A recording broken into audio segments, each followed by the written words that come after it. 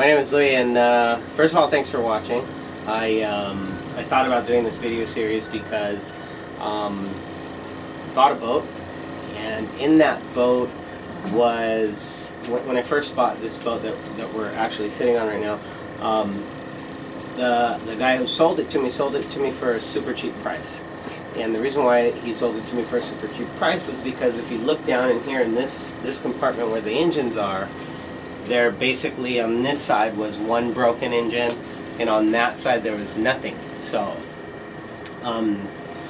I decided that in the whole process of rebuilding the boats and trying to figure out how the engines work and how to get the propeller to actually move the boat, that I would take on the project myself. And so along the way I ran into so many little technical problems that I decided to put together this series so that hopefully it'll help a few of you out that are gonna approach the same type of project, or even with cars.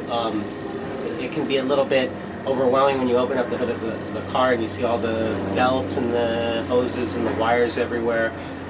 I'm 40 years old, pushing 40 this year, and I was so intimidated by cars, I never really got into engines. So here's what we're going to do with this series. I'm going to break down, this is we call it Chrysler 318. I'm going to break down every little part that I had to go through to actually get the engines up and running.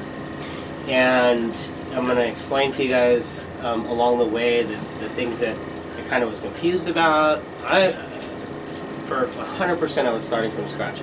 And so in no way is this a professional video about building engines. I have some references that I went to. Number one is Pete's Garage on YouTube. That guy, man, he explains everything about like the professional side of engine building. So this is, by no means is this professional. This is just kind of a beginner's guide to like what you have to deal with when you're looking at a new engine. And the thing about boats is, if you look down in this area, it's so easy to get around this engine. So instead of like having to be confused about hoses and wires and stuff, you can see exactly the parts of the engine that need to be fixed. So we're going to go over all of these parts, and then we're going to explain what some of the common problems are, what were the points of confusion that I had when I was trying to attack this from like square one, not knowing anything about engines, and then hopefully it helps a few of you guys out. For example, the latest problem that I have, which is hopefully the last problem with this 318, was I was trying to get it to start up, and I heard this high-pitched screeching noise, like metal to metal, high-pitched, while the engine was running. And the engine sounded good, but so I took out the starter motor, which we're going to talk about in another series, and I took this flywheel off, and if you look, this ring right here comes off of this flywheel, which I had no idea it did. And so a day ago, this thing was all the way down to here, and it was uneven, and it took me about a week and a half to figure out that was actually the problem.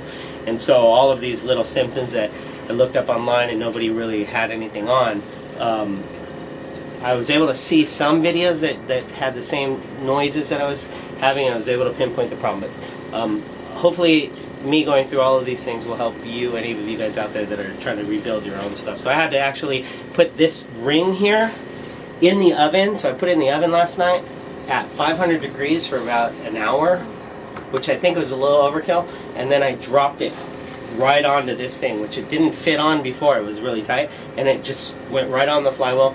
And then if you see these little welds, a marine mechanic a friend of mine told me that once these ring gears come off, if you don't put a new one on, it might be a little loose, so you might want to put little spot welds on it. I don't know.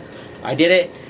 Some of you professional mechanics are going to scream and attack me on the comments, which is okay. You know, it's all a learning process. Again, disclaimer: this is I don't claim to be a professional at all. I'm just trying to rebuild some engines to get my boat running. All right. So again, hope this helps you guys out in any way. And then another thing that I forgot to mention is we're also going to be talking about what transmissions, or what in the marine industry they call gearboxes, what different types of gearboxes you're going to run into. The boat is a standard forward and then reverse, and then that's how you power your propeller with these types of transmissions. So we're going to talk about that. We're going to talk about this in particular one is called a Velvet Drive, and we'll go over a lot of different things. All right. So again, thanks for watching, and I guess we get started with the first video.